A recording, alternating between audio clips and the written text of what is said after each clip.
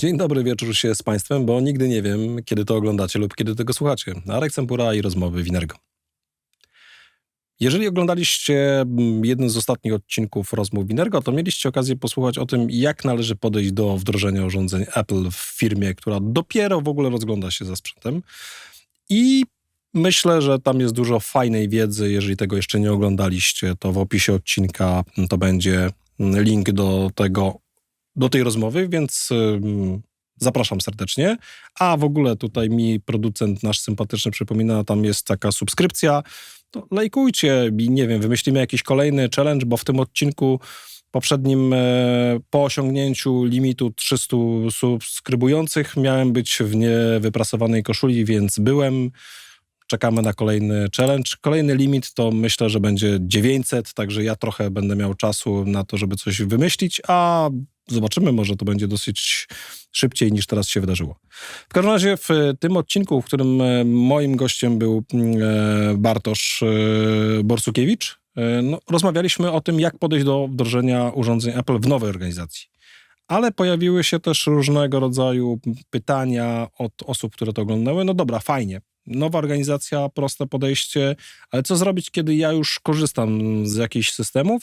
No i rozważam, żeby również wdrożyć urządzenie Apple. Więc stwierdziłem, że jest kolejny przyczynek do rozmowy z Bartkiem, więc Bartek dzisiaj jest po raz kolejny gościem rozmów Winergo. Cześć. Tym razem też w roli eksperta. Ten sam Bartek, ta sama koszulka, ale wyprana, obiecuję.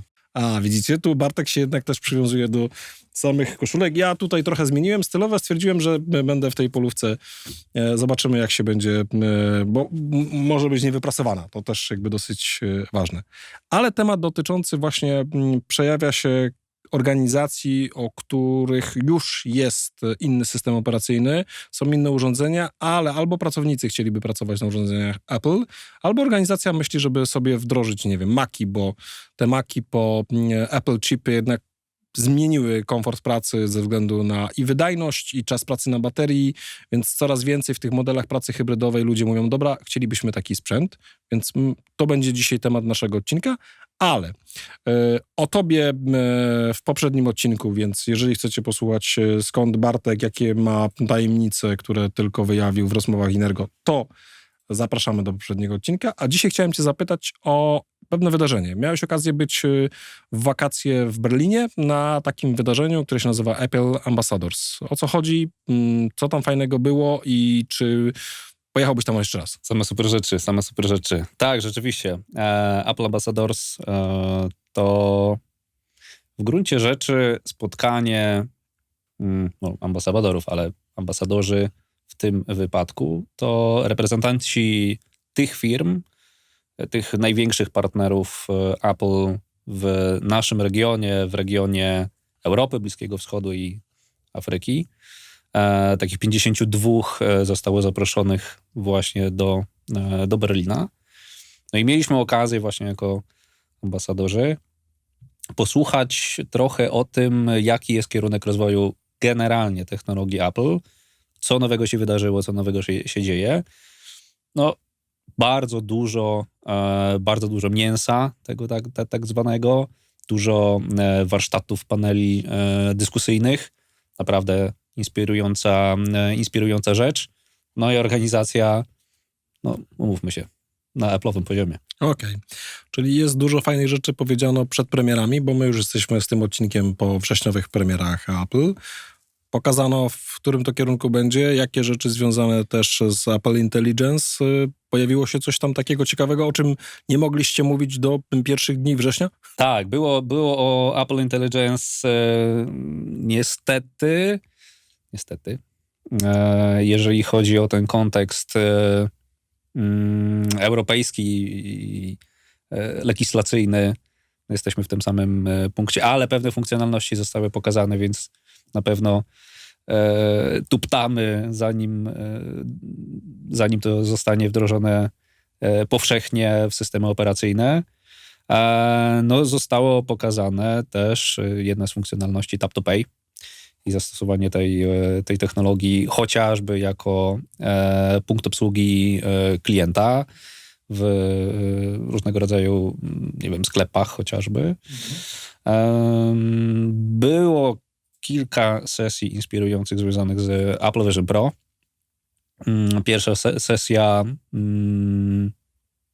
Pierwsza sesja dotyczyła takiego modelu, nazwijmy to przestrzennej wirtualizacji analizy danych. Tu w panelu brał udział jeden z partnerów firmy konsultingowej, bardzo bliskiej mojemu sercu, notabene.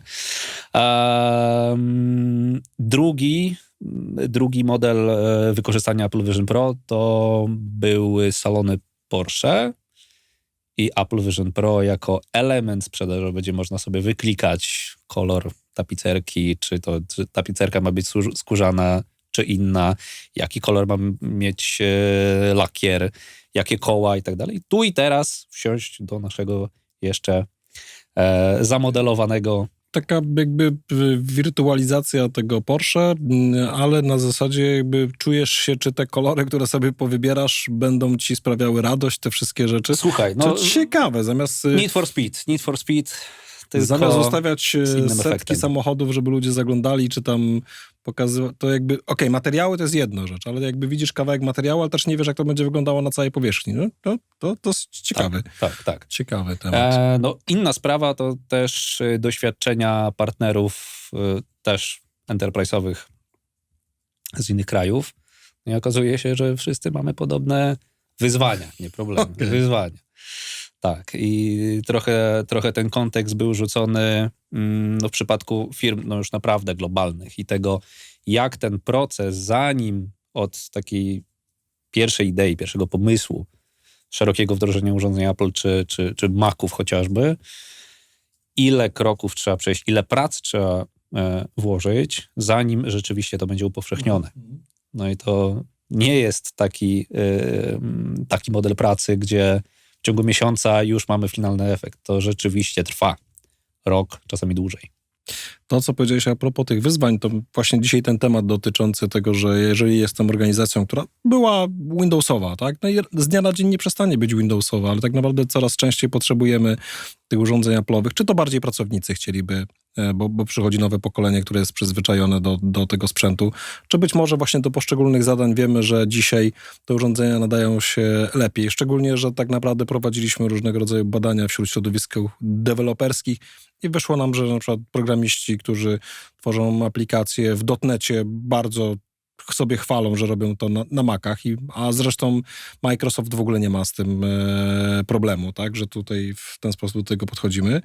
No i temat dotyczący tych organizacji globalnych, tak, no bo ja pamiętam, że jak parę lat temu usłyszałem, że IBM przesiadł się na Maci i w dużej części organizacji pozwala korzystać. No IBM, no, dla mnie brand twórcy komputerów osobistych. Pierwszy komputer tam 286 stojący, na nim się grało w jakąś północ, południe, w ogóle te komputery, więc IBM, który zrezygnował, bo sprzedał cały ten biznes i tak dzisiaj pracuje na Macach. Potem jest kwestia oczywiście SAP-a, który też wdraża, no ale z ostatnich miesięcy Cisco, które też pozwoliło na taki program wybierz swój sprzęt i tak naprawdę pracownicy mają możliwość, chyba że wynika to bardziej z pewnego ograniczenia, że tam musi być konkretny typ sprzętu, tak, i wtedy dostają jeden albo drugi, ale mogą sobie wybrać sprzęt, na którym będą pracowali i to jakby się sprawdza, tak, czyli poziom to się dzieje, satysfakcji. to się sprawdza i zauważamy, że coraz częściej takie modele też funkcjonują w firmach polskich.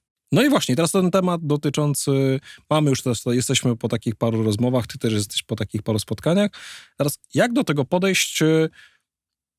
Jestem firmą taką właśnie, powiedzmy, Windowsową, no chciałbym mieć ten sprzęt i teraz co zrobić, żeby go w ogóle wdrożyć? Żeby to nie było tylko, że nie wiem, tam udało się telefony i to wszystko. To ja bym poszedł takimi dwoma torami w tej rozmowie.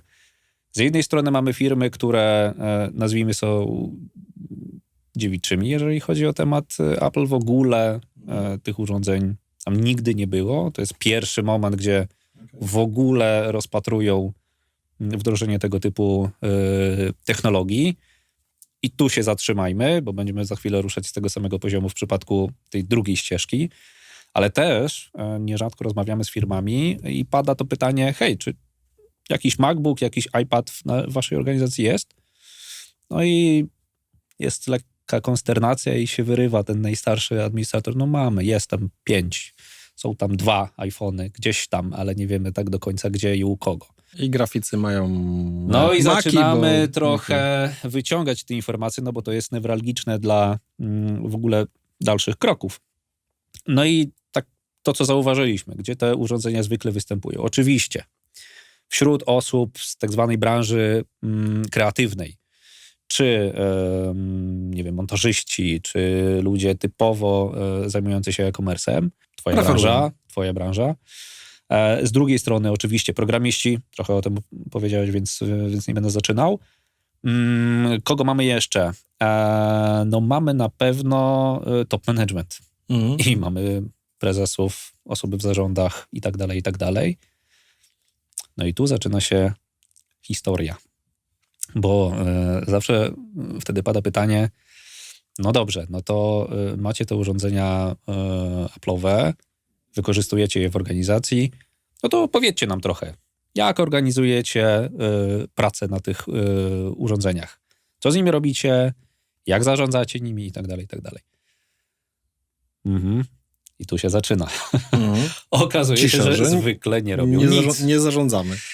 I te urządzenia są po prostu pozostawione samym sobie. Nic się z nimi nie dzieje w kontekście zabezpieczania.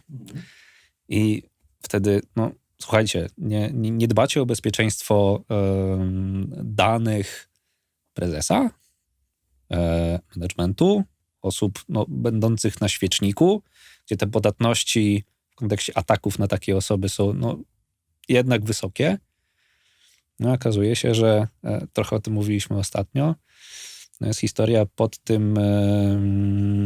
w tym stylu, że prezes nie pozwolił, aby instalować MDMA, bo MDM będzie podglądał każde zachowanie, każdy element zachowania prezesa.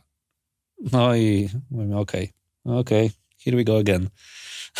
I zaczynamy trochę historię. Tutaj a propos takich, że tymi takimi powiedzmy użytkownikami pierwszymi, właśnie to co powiedziałeś, prezesi, to też Jakub Matwiejczyk w ramach Apple Community mówił. Zresztą też zapraszam na rozmowę z Jakubem w ramach rozmów Winergo. Link w opisie odcinka, gdzie też rozmawiamy, dlaczego to się często zaczyna, że ci tacy beginnersi to właśnie często zarząd, bo był zainteresowany tymi nowinkami, a po drugie, no to też jakby ktoś powiedział, że ten sprzęt jest i fajny, i bezpieczny, ale okazuje się, że nie całkiem wdrożony w organizacji, czyli on sobie tak gdzieś na obrzeżach tej organizacji funkcjonuje. Czyli mamy te organizacje, w których nie ma nic, tak, bo nigdy nie było, i mamy organizacje, gdzie teraz okazuje się, że coś jest, tak, tylko poza oficjalnym obiegiem. Tak możemy to nazwać, tak. I w jednym i w drugim przypadku w zasadzie będziemy startować od tego samego punktu, czyli takiego audytu funkcjonowania tych urządzeń w organizacji. No bo te urządzenia chcielibyśmy, żeby nie pozostawało właśnie samemu sobie, tylko było pod zarządzaniem.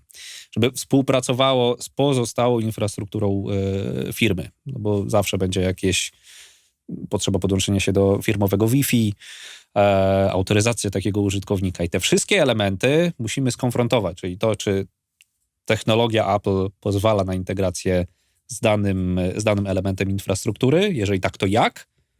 No i dalej idziemy, no dobrze, to zróbmy to porządnie, dobierzmy jakieś rozwiązanie MDM, chyba że już jest. Okay. I to zaczynamy też rozmowę na ten temat, czy ten MDM będzie w stanie zrealizować te założenia tego projektu w ogóle, w dobry sposób, albo może zastanówmy się nad innym rozwiązaniem. Jakiś MDM obok, albo może podmiana MDM-a. No, to jest ten moment, gdzie bo mogli korzystać to wszystko z jakiegoś analizie. już rozwiązania MDM-owego, które było dedykowane, powiedzmy, miało fajne funkcjonalności dla urządzeń innych niż Apple, tak?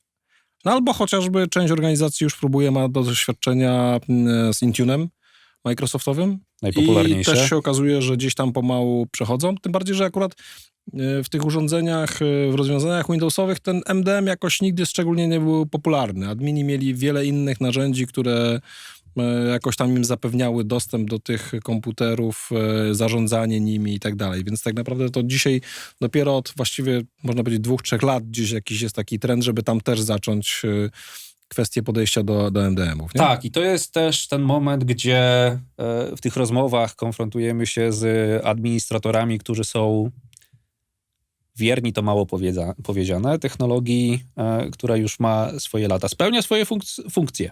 Jest jak najbardziej w porządku, ale do maszyn Windowsowych. No i trzeba trochę ten dialog poprowadzić w innym kierunku, żeby im powiedzieć, że ten SCCM to może nie jest najlepsze rozwiązanie do dystrybucji paczek dla MacBooka. Zróbmy to może trochę inaczej. Potem koronne, jak to nie dodajemy MacBooka do Active Directory? To jak my będziemy zarządzać kontem użytkownika, hasłem i tak dalej? Inaczej. Wracamy trochę do MDM-a i trochę wyciągamy te elementy i próbujemy przetłumaczyć hasła typowo ze środowiska Windowsowego na metody użycia tych albo podobnych dla środowiska Apple. No i często się okazuje, że ci administratorzy robią wielkie oczy, bo okazuje się, że jest prościej.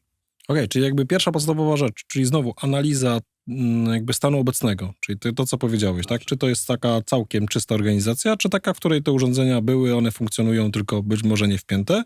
I drugi element, taki trochę translator, czyli są ludzie, którzy zjedli zęby na rozwiązaniach Windowsowych i teraz kwestia, nigdy się nie interesowali tą drugą stroną rozwiązań, czyli Macowych czy Apple'owych. Trzeba im jakby pokazać, w jaki sposób pewne rzeczy można zmigrować, tak? I dlaczego jakby nie muszą się bać tego, że nie ma Active Directory, jest coś innego, co dokładnie spełnia... Ono jest, tylko mechanizmy inaczej. są realizowane w inny sposób. Nie per se wrzucenie czegoś do Active Directory i organizację tej pracy tak samo jak w przypadku maszyn z Windowsem. Tylko może się okazać, że pewnych rzeczy nie zrobimy, bo macOS, Windows, dwie różne historie, a my nie potrzebujemy może pełnej funkcjonalności, którą daje nam Active Directory w tym kontekście. No i wtedy musimy zaprojektować to środowisko przy pomocy rozwiązania MDM. Wokół tego cały czas będziemy krążyć i pewnymi elementami dokonfigurowywać te konkretne funkcjonalności. Więc i dla tej jednej ścieżki i drugiej audyt, potem sprawdzamy, jakie urządzenia, do jakiego zastosowania, a potem badamy, właśnie, jak wygląda infrastruktura, organizacja tej całego środowiska pracy, z czym użytkownik będzie się konfrontował i z czym będzie konfrontowało się IT. Czy tutaj warto się zastanowić nad tym, czy trzeba robić POC-a, czy po prostu już jak gdyby element dotyczący, można przygotować plan wdrożenia? Powiem tak. Zacznijmy od iluś, zobaczcie jak to jest i potem kolejne. Jak do tego też podejść? Są projekty idealne, gdzie mamy czas, a są takie, gdzie trzeba działać szybko. No i to jest trochę odpowiedź na to, czy mamy czas na POC-a i testy. Idealnie, żeby tak było. I my zawsze będziemy stali na takim stanowisku, żeby ten POC i testy były zrobione dobrze, żeby była pełna świadomość wszystkich osób zaangażowanych w organizacji, jak to będzie wyglądało. Bo to jest też pewna zmiana organizacyjna, a być może nawet zmiana taka mentalna w podejściu do organizacji środowiska urządzeń mobilnych. A jeżeli takiej możliwości nie ma, no to musimy działać trochę inaczej. I wtedy zwykle rozmawiamy z takimi organizacjami, żebyśmy byli trochę na zasadzie takiego anioła stróża i pomagali im już w trakcie życia tego środowiska, w przypadku problemów, które po prostu napotkają. Bo może się okazać, że tych kompetencji w organizacji nie ma, albo nie ma wystarczająco. Wykształcić. Otóż to. A jest łatwiej, kiedy ma się kogoś... Rzuciłeś hasło problem, od razu mi się przypomniał piątek z blue screenami. Pewien piątek, gdzie admini Windowsowi, którzy po prostu dostawali wściekłości, bo ten problem z aktualizacją CrowdStrike'a, który wynikał z tego, że zablokował skutecznie komputery Windowsowe ze względu na sposób inicjacji uruchomienia tej aplikacji i komputerów. I tak naprawdę okazało się, że wiele organizacji, które były już hybrydowe, czyli miały Maci, wygrało na to, bo była w stanie świadczyć i ludzie byli w stanie pracować na Macach. Więc może to też jest jeden z argumentów, dlaczego w ogóle warto porozważać wdrożenie innego systemu operacyjnego, tak, po to, żeby po prostu, jeżeli może pracować, bo organizacja właśnie jest bezpieczna. No i teraz kwestia bezpieczeństwa, tak, czyli jak do tego podejść i dlaczego akurat nie powinni się admini obawiać komputerów macowych ze względu właśnie na pewne dotyczące rozwiązania tej właśnie usługi bezpieczeństwa, zapewnienia poziomu bezpieczeństwa. Tak, jest kilka ważnych elementów.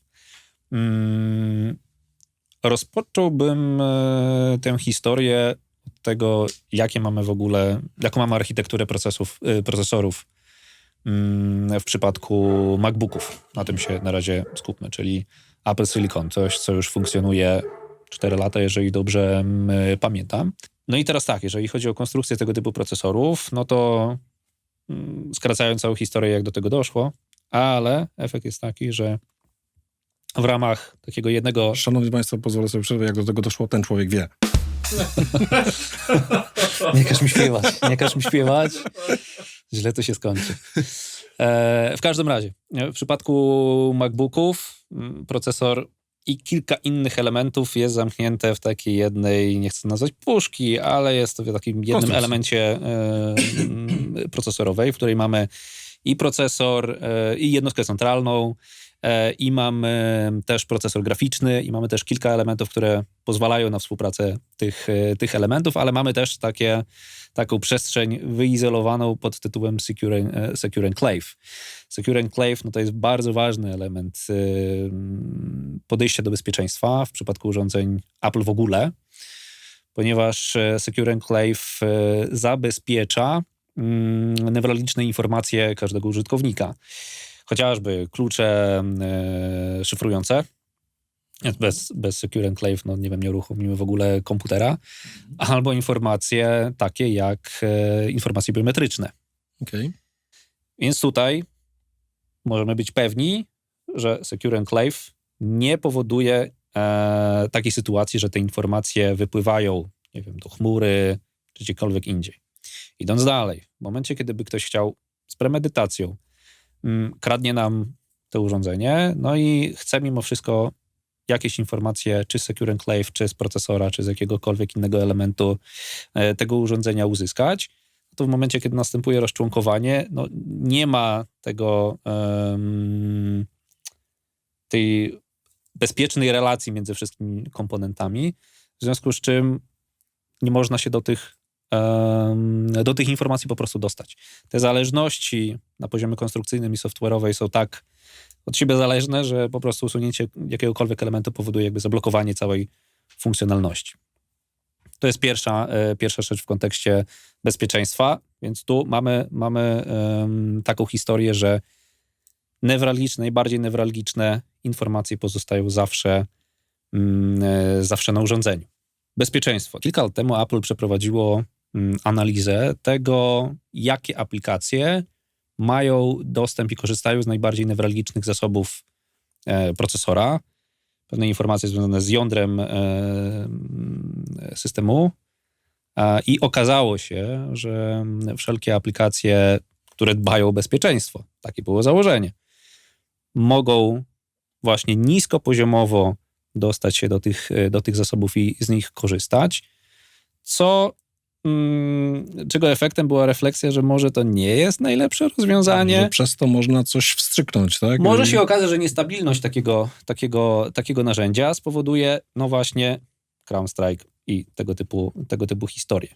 I nastąpiła refleksja, jak to zminimalizować. No i Apple wywróciło stolik, ale wspólnie z vendorami osiągnęli inny sposób realizacji tych samych założeń od strony produktu, tychże vendorów, ale jednocześnie zabezpieczając tą najbardziej newralgiczną strefę. No i wynikiem czego jest mechanizm API, które komunikuje się z jednej strony jądra systemowego, z drugiej tychże produktów i przede wszystkim dba o bezpieczeństwo. Więc w momencie, kiedy nastąpi jakaś krytyczna sytuacja, jakaś niestabilność, nie wpłynie to na funkcjonowanie samego systemu operacyjnego, no i nie spowoduje jakiejś globalnej awarii. To jest zabezpieczenie od strony tego, że ten komputer jednak wystartuje, tylko po prostu odrzuci te pewne rzeczy, które są negatywne. Izolacja tego elementu, które wynikają z tej skompromitowanej części związanej z daną aplikacją, nie wpłynie to na funkcjonowanie samego systemu operacyjnego. Czyli to już jest chociażby jakby podstawowy argument dotyczący bezpieczeństwa samego urządzenia, że warto rozważyć, żeby mieć organizację hybrydową, tak? Czyli żeby nie bać się tego, no, że wdrożymy Maki w organizacji, tak? Bo one przyniosą pewną korzyść, tak? Czyli organizacja, nawet jeżeli dzisiaj miałoby to być, nie wiem, 20% urządzeń, warto je mieć na tych stanowiskach, które są jakby równorzędne, czyli gdyby tam, nie wiem, w obsłudze klienta te komputery nie wystartowały, no to zawsze, może z gorszym SLA, ale jesteśmy w stanie obsłużyć klientów albo pewne systemy, albo, nie wiem, samoloty wystartują, bo tam też chyba była jakaś taka sytuacja, że gdzieś tam lotniska zostały skutecznie Bardzo skutecznie. zablokowane. Okay. To jest pewna propozycja. Apple pokazuje nam, jak wpływa na bezpieczeństwo, jakie organizuje, jakie tworzy, tworząc jednocześnie i system, i same urządzenie. No bo takie elementy, nie wiem, jak biometria, powiedziałem o tym, że biometria jest związana z komponentem Secure Enclave jednostki centralnej, no to nie możemy tego rozczłonkować. Czyli to są nie wychodzi elementy, do które Apple'a, bo ona jest samego elementem początku, w urządzeniu. dokładnie. Tak? Tutaj Czyli... jako ciekawostka, czy Touch ID, czy Face ID nie działa na takiej zasadzie, że jest zrobione, nie wiem, zdjęcie naszej twarzy, czy obrazu linii papilarnych, tylko jest to zawsze jakiś model matematyczny, który w takiej formie i zaszyfrowany jest przechowywany właśnie w tym komponencie, bezpiecznym komponencie jednostki centralnej. I kolejna rzecz, która wpływa na bezpieczeństwo. Informacje nie wypłyną nigdy. Jest to mechanizm, który jest bezpieczny. Idąc dalej, bo to się rozwija, jeżeli chodzi o biometrię. Apple też promuje, to już chyba 2 lat, mechanizm autoryzacji w usługach pod tytułem Passkeys, gdzie możemy się dostać właśnie do tychże usług bez konieczności wpisywania hasła, tylko wykorzystujemy właśnie biometrię. Nawet chyba ci producenci tworzą taką koalicję, żeby właśnie rezygnować Mówimy z tego. O FIDO? Tak, żeby rezygnować właśnie z hasła, żeby tak naprawdę te rzeczy były trochę związane z biometrią, z odciskiem palców, żeby po prostu rezygnować z klasycznego tworzenia hasła, żeby te hasła były właśnie wytwarzane na poziomie generowane z urządzenia, nie? Tak, czyli używamy takich mechanizmów zabezpieczających, które są niepodrabialne. Albo możliwości kompromitacji tego typu autoryzacji jest minimalna albo żadna. Na ten temat też będzie link w opisie do odcinka, bo też kiedyś poruszaliśmy na blogu na Inergo Store ten temat dotyczący właśnie jak Apple plus parę innych organizacji do tego podchodzi. To ciekawa zmiana, ciekawy trend. Myślę, że dosyć istotne, szczególnie, że w rozmowach z Krzysztofem Bińkowskim poruszamy na ten temat, że to nasz telefon stał się dzisiaj jakby elementem integralnym tego, jak funkcjonujemy. Coraz więcej informacji tam jest zaszytych w tym telefonie. To nie są tylko dane naszych kolegów, to nie jest tylko dostęp do maila, ale to dzisiaj jest nasz dowód, to dzisiaj jest nasze prawo jazdy, to dzisiaj jest nawet dostęp, możecie sobie sprawdzić, ile macie punktów karnych, bo tam też szybko znajdziecie tą informację, a z nowych funkcjonalności, które są w mObywatelu, no to możliwość zgłaszania incydentów. Ja miałem okazję już pierwsze zgłosić, bo akurat to był związany z OLX-em, zamieściłem coś na OLX-ie i teraz się okazało, że dostałem dziwnego SMS-a, że ktoś jest zainteresowany zakupem i proszę go potwierdzić tam klikając w taki link. Ja już trochę nauczony wiedzą innych wiedziałem, że nie należy tego robić, więc wziąłem tego SMS-a, wysłałem właśnie jako zgłoszenie incydentu. Co się z nim dzieje, jeszcze nie wiem, ale dostałem informację chociaż, że zostało takie zgłoszenie przyjęte. Także ta zmiana podejścia do tego, że dzisiaj to będzie kiedyś nawet chyba z kimś, z jednym gości mówiliśmy, że to taki nasz już cyfrowy paszport, tak? Który po prostu będziemy z tym zżyci. Może za chwilę tam te... Mieliśmy w teorii spiskowe. Ale... Zegarki może będą miały jeszcze jakąś funkcjonalność. Może się okazać, jak w wielu filmach science fiction ten zegarek będzie nam tutaj hologram wyświetlał osobę, z którą rozmawiamy, więc może się okazać, że to zejdzie do takiego poziomu. No ale jest tak, że to urządzenie już jest z nami i zostanie. Więc jakby większość rzeczy tam zostanie przeniesione i to, co powiedziałeś, warto zadbać o jego bezpieczeństwo, nie? Bardzo dobrze o tym mówisz. Raczej w najbliższym czasie nie zmieni się to, że ten telefon nagle, nie wiem, przybierze inną postać. To jednak jest nasz komputer i nieodłączny mechanizm naszego życia. Więc te wszystkie mechanizmy dbające o bezpieczeństwo no, dają coraz bardziej taką możliwość korzystania trochę bezpieczniej z zasobów, o które no, zwykle no, obawiamy się, że informacje stamtąd mogą wypłynąć. Więc no, zawsze trzeba badać, jakie są dobre praktyki i jakie są nowości, co zrobić, żeby no, maksymalnie podnieść bezpieczeństwo. Poziom, świadomość, to jakby na bieżąco trzeba też z tym jakby w organizacji krzewić taką wiedzę, bo to już po prostu jak weszliśmy w ten temat, no to już będzie. Ale przejdźmy do tego tematu wdrożenia, czyli rozpoznaliśmy organizacje, które mają, które nie mają.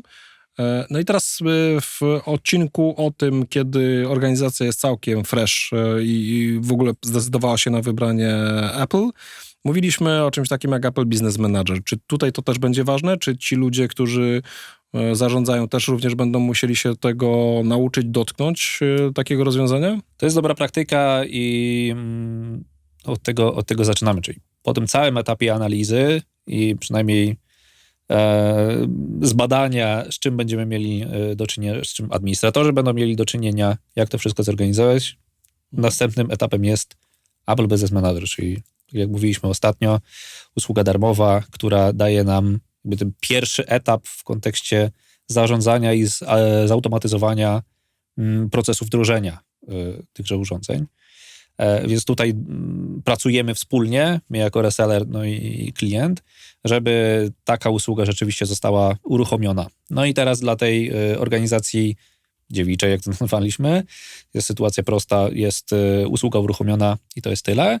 Dla tej, gdzie urządzenia Apple'owe już występują, no to też musimy pewne czynności zrobić, żeby te urządzenia do Apple Business Managera trafiły, jeżeli to jest możliwe. Właśnie, chciałem zadać, czyli rozumiem, że jak one już były, a nie były w jakimś ABM-ie, to można je po prostu dodać. Nawet jeżeli one już tam ileś lat funkcjonują i nigdy nie przeszły przez taką konfigurację od dostawcy, tak? Bo no to dostawca nadaje, włącza do tego ABM-a. W momencie, kiedy wysyła, tutaj admini mogą dodać ręcznie te urządzenia. Tak. Jest narzędzie, które to umożliwia.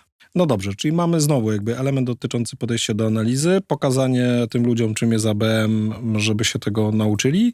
No i teraz kwestia jest taka, organizacja nie miała MDM-a, no bo stwierdziła, że dla Windowsów ma jakby inne sposoby zarządzania tymi komputerami, zapewnienia bezpieczeństwa. No i teraz organizacja przymierza się do tego MDM-a i taka Windowsowa, co właściwie naturalnie wydawałoby się, że może wybrać. I czy od razu zacząć MDM-a również z komputerami Windowsowymi, czy na przykład tego MDM-a najpierw mogą się nauczyć na tej części Apple'owej? To zależy. Tak, to zależy. Trochę wracam do tego, o czym mówiliśmy, czyli administratorzy, ich wiedza i to, do czego są przekonani, no bo to też będzie jakiś element w tej decyzji. Można wdrożyć rozwiązania MDM-owe, które zorganizują tak samo pracę maszyn Windowsowych, Androidowych i Apple'owych w ramach jednego dashboardu.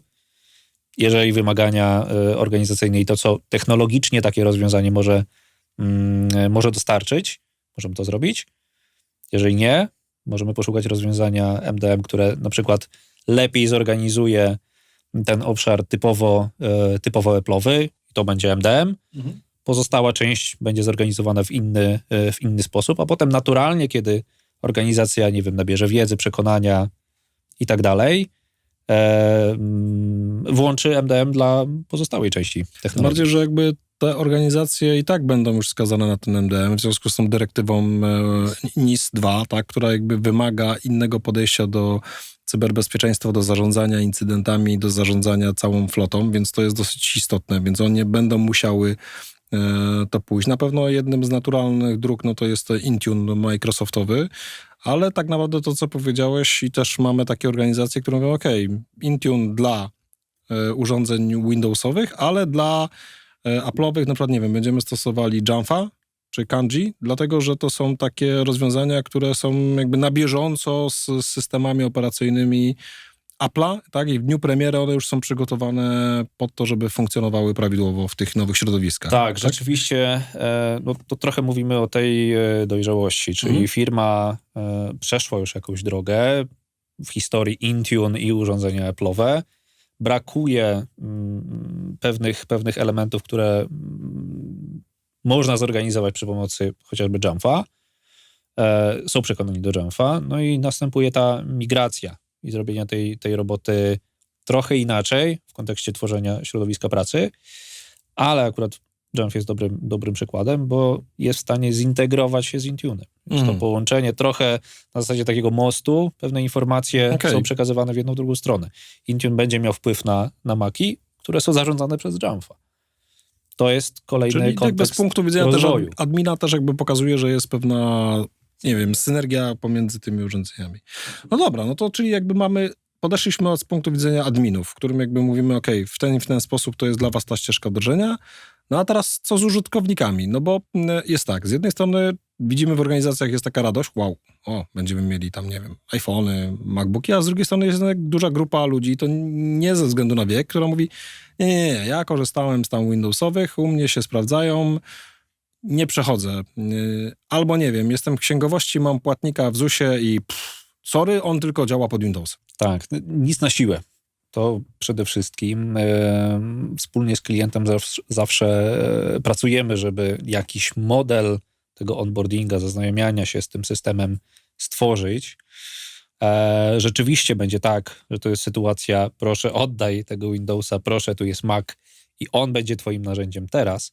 Wszystko, co się wydarzy od tego momentu, czyli pokazanie właśnie, że ten X jest gdzie indziej, że nie ma mój komputer, tylko jest coś innego, że biurko to pulpit i tak dalej, więc takie nawiązanie właśnie relacji i tego, żeby ktoś był obok i pokazał to wszystko i zaprojektowanie też tego procesu w odpowiedni sposób, no skutkuje tym, że ci użytkownicy nie mają takiej obawy i nie wycofują się w momencie, kiedy widzą jakiś problem. Co trochę mówiłeś, ten translator dla adminów, żeby odnaleźli się w tym nowym, to tak samo dla użytkowników, tak? Absolutnie Czyli tak. dzisiaj nie ma tam tego start, tylko masz jakby inne miejsce. Aplikację uruchamiasz w ten sposób, na dole masz tam ten pasek podobny jak, nie wiem, w Windowsie możesz go sobie dać na dole, czy z prawej strony, czy z lewej, to już jakby jest twoje podejście do tego tematu. No i parę innych pojęć jest. Tak samo w tych aplikacjach, które są natywne, tam nie masz duplikuj, tylko jest powiel, tak? Ja na początku też szukałem duplikuj, nie? Tak, to powiel. No Okay. właśnie. No teraz jest prościej w kontekście przejścia, nie wiem, z Windowsa 11, bo tam też jest coś a la doc. Sytuacja dosyć podobna, więc tych podobieństw w konstrukcji systemów jest coraz więcej.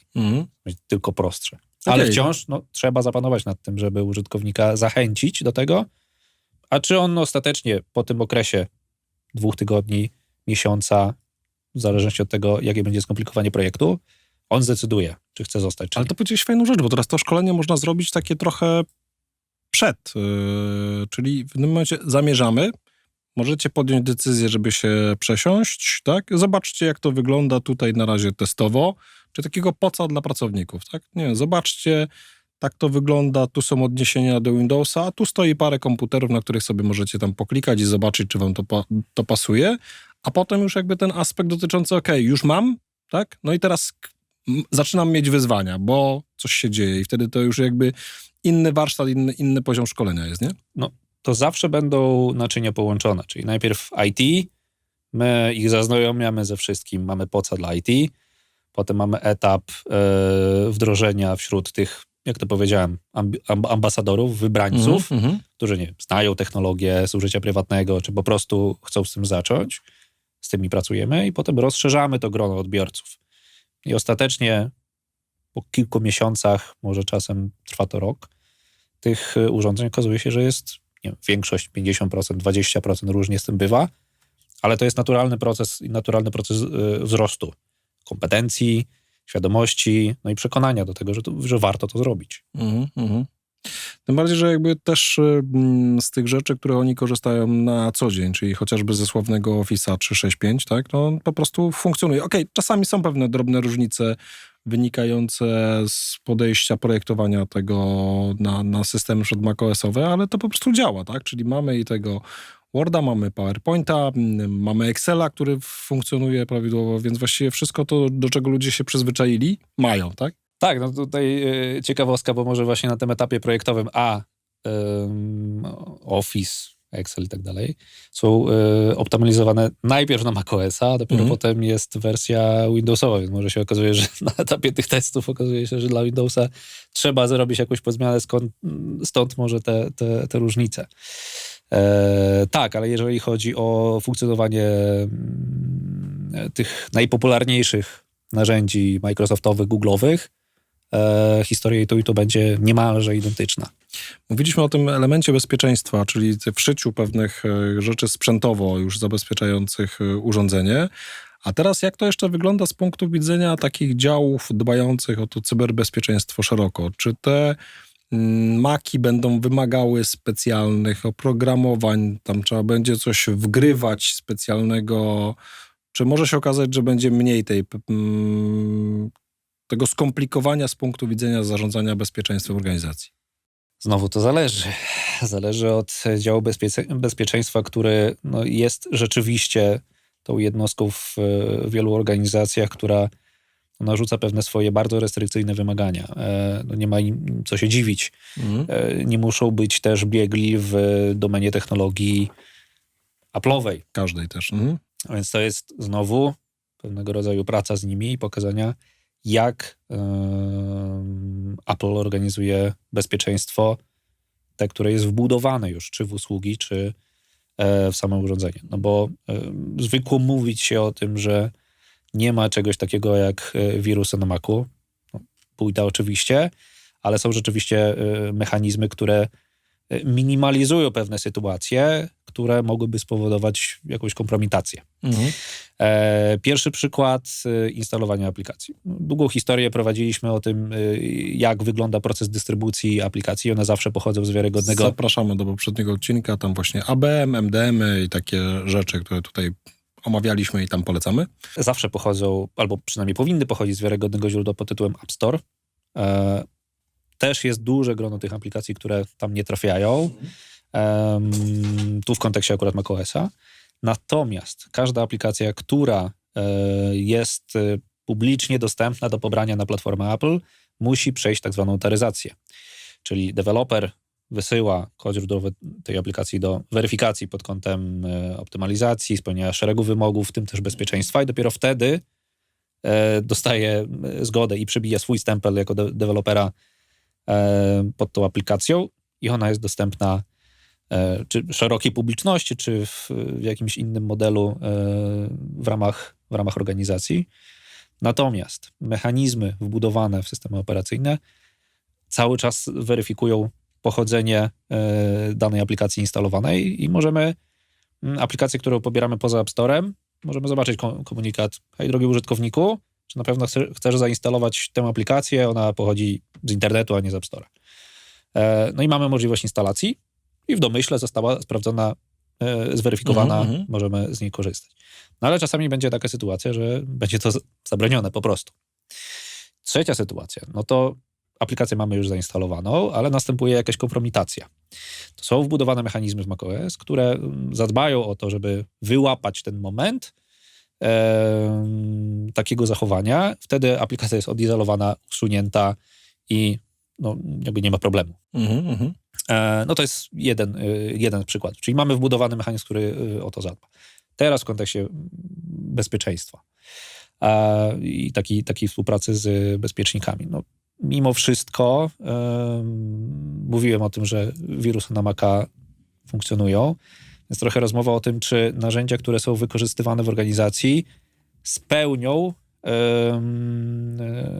ten podstawowy element związany z bezpieczeństwem, zadba o bezpieczeństwo Maca. Czy to narzędzie rzeczywiście realizuje bezpieczeństwo dla tej platformy?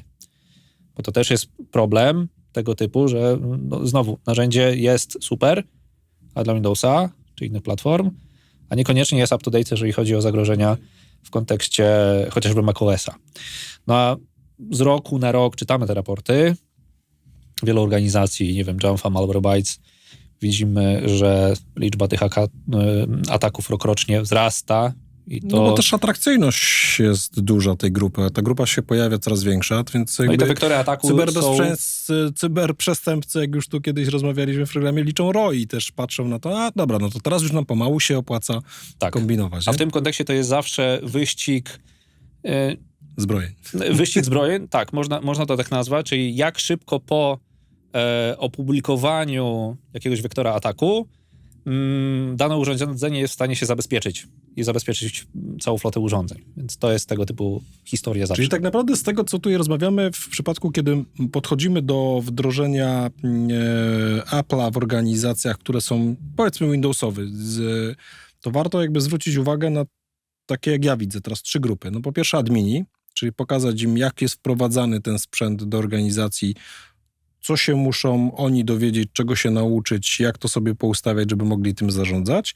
Są użytkownicy, którym warto pokazać, jak mogą z tego korzystać, jakie będą mieli korzyści, jak im się będzie pracowało i że wcale nie pogorszy się ich jakość pracy, a być może w wielu przypadkach polepszy. No i teraz mamy obszar bezpieczeństwa, tak? Czyli pokazać tym ludziom, słuchajcie, z punktu widzenia bezpieczeństwa takie i takie rzeczy są w standardzie w Apple'u, a teraz z punktu widzenia tego, jakie macie aplikacje albo co może przynieść MDM właśnie dla was w zakresie też ułatwienia tego poziomu bezpieczeństwa, bo chociażby to co powiedziałeś, dystrybucja aplikacji, tak? Czyli w tym momencie to, co też jest w Windowsach znane, czyli że pozwalamy tylko zainstalować te aplikacje, które są do pobrania z konkretnego miejsca, czyli dalej pokazujemy im, że mają wszystko to, co znali, a być może nawet lepiej. To już zostało poruszone, czyli jesteśmy translatorami tego, do czego są przyzwyczajeni i pokazujemy im, jak to można zrealizować, żeby to było dobrze zrobione i realizowało te same cele,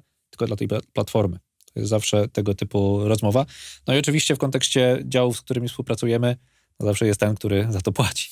Okej, no to tutaj jest sponsor takiej zmiany, to faktycznie tak, on musi mieć świadomość, że chce to zrobić, ale to, co tu teraz powiedzieliśmy, że jeżeli zrobimy taki rodzaj audytu i przygotujemy taki plan wdrożenia, to on będzie wiedział, że organizacja jest przygotowana, że te pieniądze nie idą na marne. Typu, nie wiem, kupię ileś komputerów i one właściwie, no ludzie będą z nimi chodzili, bo będą chodzili, ale tak naprawdę ładnie wyglądali i to będzie wszystko. Dobrze, jakoś chciałbyś zachęcić potencjalnych klientów, dlaczego w ogóle warto rozważyć, może nie 100% przejście, bo z różnych powodów oni nie przejdą, ale dlaczego warto rozważyć, żeby w ogóle wprowadzić tego Apple'a do organizacji? Może pozostawiając taką, jeżeli nie zachęciliśmy już, no to oczywiście zapraszamy, żeby trochę o tym porozmawiać w konkretnym kontekście waszej organizacji, waszej sytuacji, ale trochę też bazując na konkretnych danych. No widzimy, że nowy narybek, nowa generacja pracowników też bierze pod uwagę wybór pracodawcy na tego, który dostarcza konkretną technologię. Tu jest przewaga akurat Apple, jeżeli chodzi o narzędzie pracy, więc w wielu wypadkach to jest wręcz nieuniknione, a może pomóc w pozyskaniu najlepszych talentów tu i teraz. Szanowni Państwo, podsumowując, po pierwsze warto zrobić jakby analizę, czyli taki rachunek sumienia albo rachunek otwarcia, gdzie jesteśmy, czy mamy takie urządzenia Apple'owe w organizacji, czy ich jeszcze nie mamy. Potem sobie przygotować taki plan, jak przekazywać wiedzę do poszczególnych obszarów. To tutaj to, co z Bartkiem rozmawialiśmy, czyli mamy adminów, mamy użytkowników, mamy obszar bezpieczeństwa, że warto tutaj jakby się przyjrzeć temu i zastanowić się, co chcemy robić. No i kwestia też zwrócenia uwagi, że przychodzi do pracy pewne pokolenie, które chce mieć możliwość wyboru sprzętu, na którym pracujemy, a że coraz więcej firm światowych, ale w Polsce również umożliwia taką opcję, typu mogę wybrać sprzęt, na którym pracuję, no to warto o tym pomyśleć. Także my serdecznie zapraszamy do kontaktu. Bartka znajdziecie na LinkedIn, możecie też również do nas napisać bezpośrednio na adres e-mail, który tu się pojawi za chwilę na ekranie, albo usłyszycie odkrywaj@inergo.pl. Możecie tutaj zaprosić nas do siebie.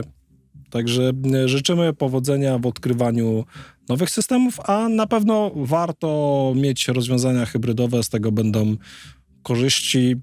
Być może unikniecie takiej sytuacji, jak właśnie ten smutny piątek, który się pojawił, wtedy blue screeny. Myślę, że admini wielu dużych firm nie byli zadowoleni z tego, co się wtedy wydarzyło. No, z błędu niestety pewnej organizacji, która nie przetestowała swojego rozwiązania, nim wypuściła je na rynek. Bartek, bardzo ci dziękuję za rozmowę. Dzięki uprzejmie.